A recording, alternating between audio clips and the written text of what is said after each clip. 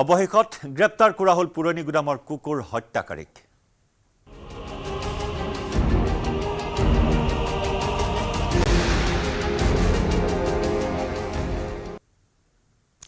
পুৰণি গুদামৰ কুকুৰ হত্যাকাৰী দিব্যজ্যোতি শইকীয়াক গ্ৰেপ্তাৰ।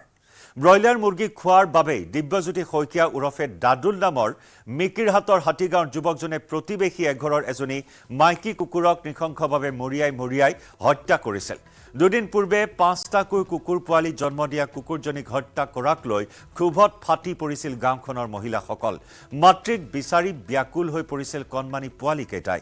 মৃত মাতৃৰ দুগ্ধপান কৰা দৃশ্যই সকলোকে ব্যথিত কৰি তুলিছিল, সকলোৰে চকু সেমেকাই তুলিছিল। পিছত গাঁৱৰ মহিলাসকল কাষ চাপিছিল আৰক্ষীৰ।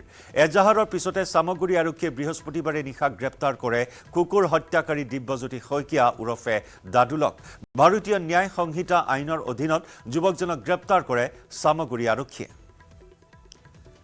ব্ৰইলাৰ ফাৰ্মৰ পৰা ব্ৰইলাৰ খাইছিল কুকুৰজনীয়ে আৰু তাৰ বাবেই এই কুকুৰটিৰ ওপৰত এনেদৰে নৃশংসতাৰে জঁপিয়াই পৰিল এইজন দাদুল, যাক লৈ সমগ্ৰ অঞ্চলটোৰ ৰাইজ সৰব হৈ পৰে আৰক্ষীৰ কাষ চাপে। এটা অত্যন্ত হৃদয় বিদাৰক দৃশ্য।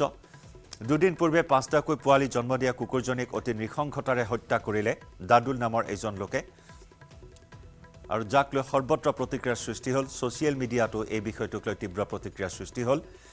শেহতীয়াকৈ কলিয়াবৰৰ বাঘ আক্ৰমণৰ ঘটনাক লৈ প্ৰতিক্ৰিয়া, আৰু তেনে সময়তে এই দৃশ্যটোৱে সকলোৰে চকু সেমেকাই তুলিছে, সকলোকে ব্যথিত কৰি তুলিছে। এক হৃদয় বিদাৰক দৃশ্য। দিব্যজ্যোতি শইকীয়া ওৰফে দাদুল নামৰ মিকিৰহাটৰ হাতীগাঁৱৰ যুৱকজনক গ্ৰেপ্তাৰ কৰা হৈছে।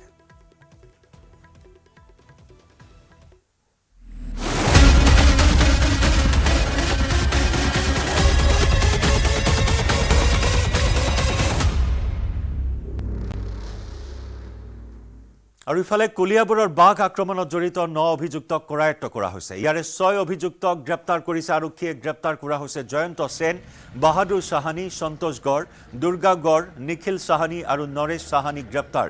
ভিডিঅ' ফুটেজৰ সহায়ত ৬ অভিযুক্তক চিনাক্ত কৰা হয়। সোধা পোছাৰ বাবে থানালৈ অনা হৈছে আন ৩জনক। বিকাশ মাহাতো, শম্ভু গড় আৰু আৰবাজ কুৰেশীক সোধা পোছা কৰে আৰক্ষীয়ে। বন বিভাগৰ এজাহাৰ দাখিলৰ পিছতে তৎপৰ হয় আৰক্ষী।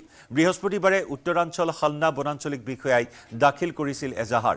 অৰণ্য সুৰক্ষা সমিতিয়ে দাখিল কৰিছিল এজাহাৰ। বন্যপ্ৰাণী সুৰক্ষা আইনৰ অধীনত জখলাবন্ধা আৰক্ষী থানাত ১১২/২৪ নম্বৰত ৰুজু হৈছিল গোচৰ। বুধবাৰে একাংশ নিকৃষ্ট লোকে শিল ইটাৰে আক্ৰমণ কৰিছিল এই বাঘটোক। কলঙৰ পাৰত মানুহৰ শিলাবৰ্ষণ আৰু খেদাখেদিত আহত হৈছিল বাঘটো। আক্ৰমণত চিৰদিনলৈ কণা হ'ল কলিয়াবৰৰ আঘাতপ্ৰাপ্ত ঢেকীয়াপতীয়া বাঘটো। বৃহস্পতিবাৰে বন বিভাগে ট্ৰেংকুলাইজ কৰি বাঘটো প্ৰেৰণ কৰে পাণবাৰীস্থিত CWRCলৈ। এই ঘটনাৰে জড়িত ৬ অভিযুক্তক গ্ৰেপ্তাৰ কৰা হৈছে। গোচৰ ৰুজু কৰা হৈছিল জখলাবন্ধা আৰক্ষী থানাত, আৰু এই ৬ অভিযুক্তক ভিডিঅ' ফুটেজৰ আধাৰত চিনাক্ত কৰি গ্ৰেপ্তাৰ কৰা হৈছে।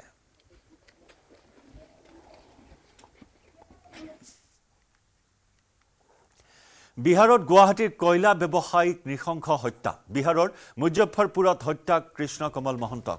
নৃশংসভাৱে হত্যা কয়লা ব্যৱসায়ীগৰাকীক। পাবলগীয়া ধন দিবলৈ মহন্তক মাতি নিছিল বিহাৰলৈ। এতিয়াও পোহৰলৈ অহা নাই হত্যাকাণ্ডৰ কাৰণ। বুধবাৰে পুৱা ৫ বজাত খোজ কাঢ়িবৰ বাবে ওলাই গৈছিল কৃষ্ণ কমল মহন্ত।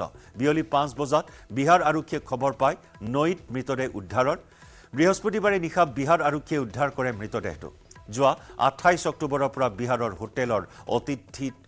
হোটেল অতিথিত আছিল মহন্ত। বিহাৰত মহন্তৰ আছিল কেইবাজনো বন্ধু। পুৱা ৮ বজাত মহন্তৰ পুত্ৰই ফোন কৰাৰ চেষ্টা কৰিছিল পিতৃক, কিন্তু ফোনত পোৱা নাছিল বিহাৰত থকা পিতৃক। পুৱা খোজ কাঢ়িবলৈ যাওঁতে মহন্তই নিজৰ ফোনটো থৈ গৈছিল হোটেলত, আৰু তাৰ পিছতে পুত্ৰই ফোন কৰে বিহাৰত থকা আন বন্ধুলৈ। আৰক্ষীৰ সূত্ৰমতে মহন্তৰ গাত নাছিল কোনো আঘাতৰ চিন। ইতিমধ্যে বিহাৰত উপস্থিত হৈছে পুত্ৰ আৰু আত্মীয়। বিহাৰৰ পৰা এম্বুলেন্স যোগে গুৱাহাটীলৈ অনা হ'ব মহন্তৰ মৃতদেহ। अनुसंधान के बाद ही कुछ कहा जा सकता है। दूसरी घटना मुसहरी थाना क्षेत्र की है। वहां पर एक कोयला व्यवसायी जिनको कृष्ण मोहन महंता कहा जा रहा है, वो मुजफ्फरपुर 4-5 दिन पहले आए थे और अपने व्यवसाय के सिलसिले में आए थे। ये कोयला व्यापारी हैं और यहाँ के लोगों को कोयला सप्लाई करते हैं। तो ये इनको हार्ट अटैक पहले कभी आया था, जिसका कि इनका हार्ट का ऑपरेशन भी हुआ था, जो कि इनके सीने पर लगे हुए कि टाँका के निशान से पता चलता है कि पहले ऑपरेशन हुआ था। और इनका डेड बॉडी नदी किनारे एक घुमावदार जगह है गंडक नदी का, जहाँ पर कि मुसहरी के पहले जहाँ कहीं भी डेड बॉडी आता है या कोई भी सामान तो वहाँ पे वो रुक जाता है। तो वहाँ पे इनका डेड बॉडी रुका हुआ पाया गया सुबह सुबह, और इस पर भी एक एफआईआर दर्ज कर लिया गया है। और कहाँ के रहने वाले थे सर वो? ये असम के रहने वाले थे। असम के रहने वाले जी, असम के रहने थे। वाले। डूबने से मौत हुई है या कि उनकी ये अनुसंधान के बाद हम लोग बता पाएंगे जी। कि उन्होंने आखिर क्या। हाँ, एक चीज़ था कि घर वाले बता रहे थे कि काफ़ी सदमे में रहते थे, काफ़ी पैसा उनका क्षेत्र में।